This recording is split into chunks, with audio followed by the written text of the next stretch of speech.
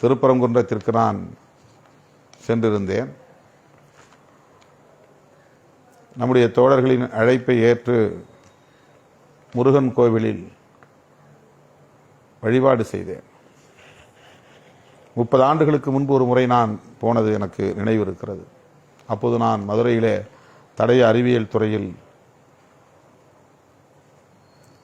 பணியாற்றி கொண்டிருந்த காலம். மீண்டும் அந்த கோவிலுக்கு செல்ல வேண்டும் என்கிற ஆர்வம் எனக்கு எழுந்தது. சென்றேன். இப்போது கோவிலை சீர் செய்து கொண்டிருக்கிறார்கள். மறுசீரமைப்பு பணிகளை மேற்கொண்டு வருகிறார்கள். ஆகவே கருவறைக்குள்ளே இருக்கிற முருகனை அந்த குடைவரை கோயிலாக உள்ள அந்த குகையில் முருகனை பார்க்க இயலவில்லை. வெளியே ஒரு இடத்தில் அவர்கள் ஏற்பாடு செய்து வைத்திருக்கிற முருகன், தெய்வானை உள்ளிட்ட இதர தெய்வங்களை தரிசனம் செய்ய அனுமதித்தார்கள். பூஜை செய்து எனக்கு திருநீறு பூசினார்கள். கழுத்தில் எனக்கு மாலை அணிவித்தார்கள். தலையில் பரிவட்டம் கட்டினார்கள். உடன் வந்த தோழர்கள் அத்தனை பேரும் முருகனை தரிசித்தோம்.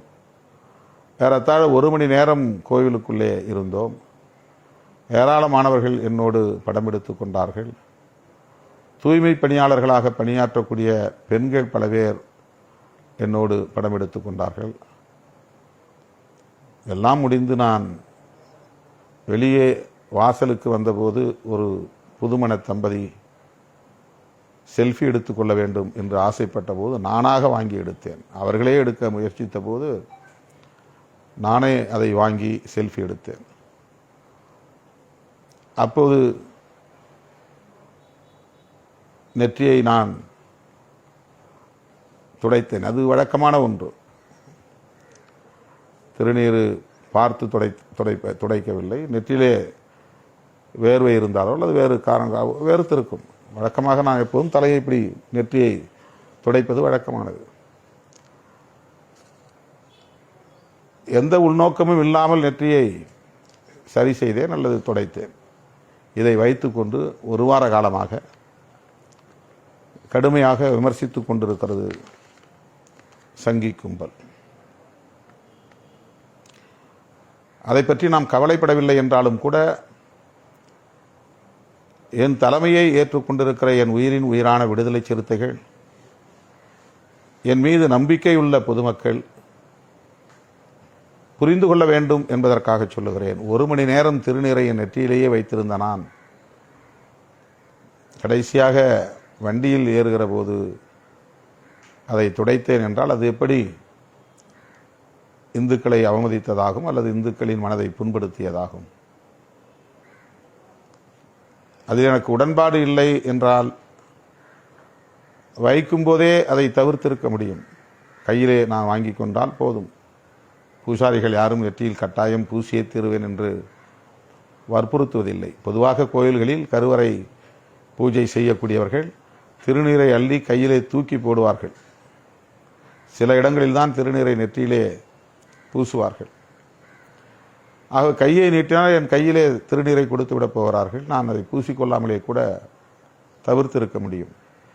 எந்த கோவிலிலும் அப்படி நான் செய்வதில்லை.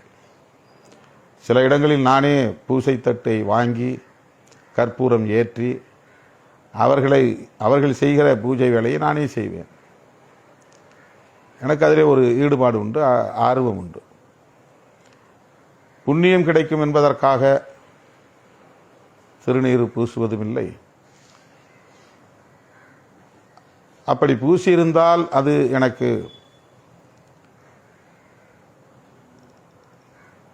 ஏற்புடையதில்லை என்கிற எண்ணமும் எனக்கு இல்லை.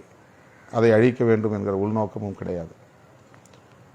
என் மீது நம்பிக்கை உள்ளவர்கள் என்னை அழைத்து எனக்கு சிறப்பு செய்கிற போது அவர்களின் உணர்வை மதிப்பது என்னுடைய கடமை என்கிற பண்பு இயல்பாகவே என்னிடத்தில் உண்டு.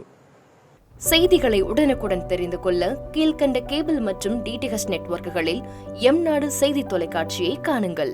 பாதகம் செய்பவரை கண்டால் நாம் பயம் கொள்ளலாகாது பாப்பா. மோதி மிதித்து விடு பாப்பா, அவர் முகத்தில் உமிழ்ந்து விடு பாப்பா. அண்மை செய்திகளை உடனுக்குடன் தெரிந்து கொள்ள இணைந்திருங்கள் எம் நாடு தொலைக்காட்சியுடன்.